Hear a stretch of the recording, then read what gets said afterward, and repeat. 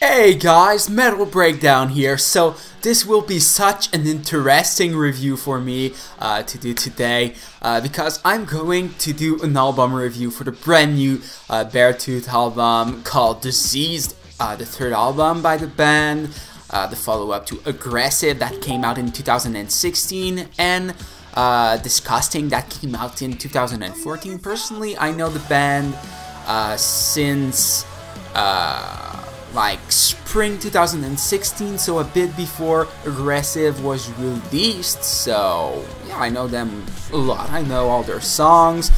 I've seen them 3 times, last time being last Sunday. So yeah, it was a fucking great pleasure to see them, and I'm already looking forward to see them live again soon because they're killing it. They're simply like a beast as a band.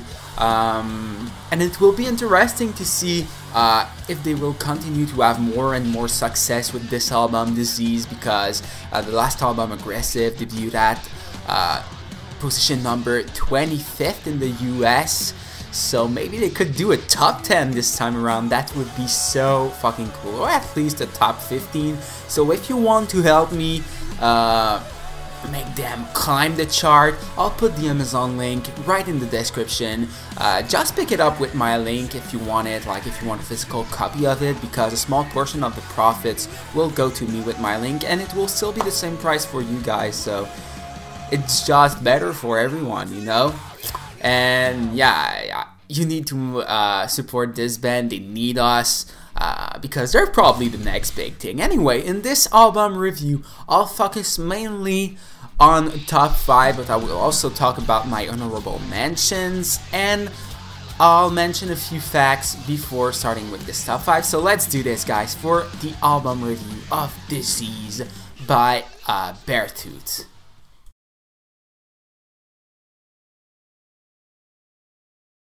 So, like I said in the intro, I'll start by mentioning a couple of facts.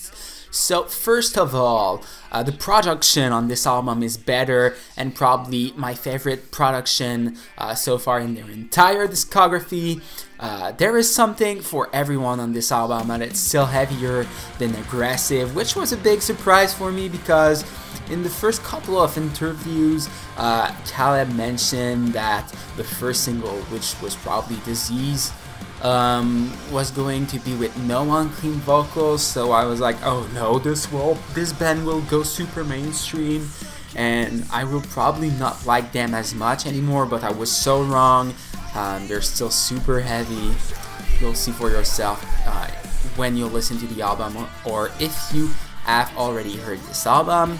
Third fact, even after hearing half the album before listening to the full thing, because like 6 songs had leaked before, it was still full of surprise with a lot of memorable moments in the non-single songs, which are as good if not better for some of them. A fourth fact, I had doubt Caleb could continue to do basically everything, but he nailed it once more, because if you don't know that, Caleb is doing every instrument in all their albums, and he records everything: drums, bass, guitar, vocals. He's just a beast, you know? Fifth fact, this album will help them become even bigger, like I mentioned in the intro. The truest Caleb has been with us so far. To prove you that fact, just go watch the documentary they made. It currently has like 8 parts, I think. It's called Greatness or Death, which is the title of the first song on the album, Disease. Watch it, it's really a great documentary. You Never Know is the worst song on the album, and even this one is great. Yeah, when the worst song on your album is a great song, you already know that the album will be phenomenal. Could be their best album, but we'll see. I'll do ranking from worst to best episode on them probably next week, ranking all their 3 albums, and maybe the EP that they made before Disgusting, which is called Sick. So it could be the best, but I need more listen to truly give you my ranking. I'm not sure yet, so yeah, we'll talk about that in another video. Now, with the honorable mentions, I'm putting Disease, which is really surprising that it's not in my top 5, because at first this was like one of the best songs I've ever heard, and the lyrics are like so much representing how I feel and everything, so I can relate to that one so much. But no, there's 5 songs that are better than this one on this album, believe it or not. There's also Fire, that is real fire. Manipulation, which was a great single, I love it, live it was good as well. Believe, which is one of the catchiest songs they ever done, and Clever, the ending song on the album, which is a bit softer but so good. So the only 2 songs I won't mention in this video are You Never Know, that I already talked about in the facts, and After All, which is a great song, but it still hasn't grown on me yet, so maybe in the near future. Now let's go with the top 5 already. In the 5th position, I'm putting Enemy. I was really not expecting anything from this one, certainly not to be this heavy. If there's an Evan for all the riff, or an L maybe, I don't know where the riffs are coming from. This is definitely where this riff is coming from, because it's so good. The chorus is really good, and only after listening to it a few times it will be stuck in your head for good. It also contains a super good breakdown that is followed by a strange guitar riff that has to be inspired by Slayer. No one that has heard the album yet talked about that, but it has to be a Slayer reference for sure. When you'll hear it, or if you have heard it already, make sure to tell me in the comment section if it reminds you of Slayer, because I know I'm not crazy. It's definitely a Slayer reference, like I said. In the 4th position, I'm putting Infection. This one has to be in my top 5 because it's like the perfect balance of really heavy moments with some softer, catchy, more melodic stuff. Like in the chorus, for example. Also, you can understand the lyrics as someone infecting his life, like bad person in his life, but the way I see it, it's more about battling with depression and anxiety. We can see that he's just like living battle to not let depression takes over him and win and everything, you know, and talk about it as an infection. But it's probably more a metaphor, in my opinion. It's like part of him that has always been there, but that he did not always acknowledge it. And he needs to see it to fight it. Like, you have to understand your own problems if you want to win over them. It's also the only song that they played live that has not been officially released before being played live. And it's a great choice because the crowd was already loving it, even if most of the people there did not know it. The vibe during that song live was super good, so the potential of this song in their live set is probably big. Yeah, I cannot wait to hear that song live when everyone will know it. In the 3rd position now, entering the top 3, I put it, because yeah, put it is not the word. Sorry for my English, guys. I'm truly doing my best here. So, yeah, in the 3rd position, I put Used and Abused.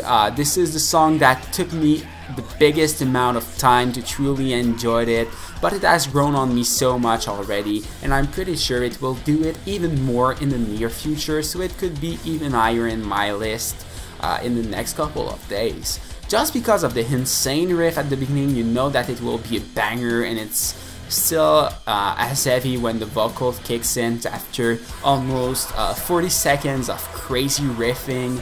We don't have access to the lyrics for this one yet, so I'm not sure if I understood everything perfectly, but from what I understood, it's about the fact that it's better to be different and not fit in the mold that will make me feel like you're used and abused by the society, you know? It's really an emotional track, and we can feel that Caleb is really angry in this one, so it's just about the fact that being different is not always a bad thing.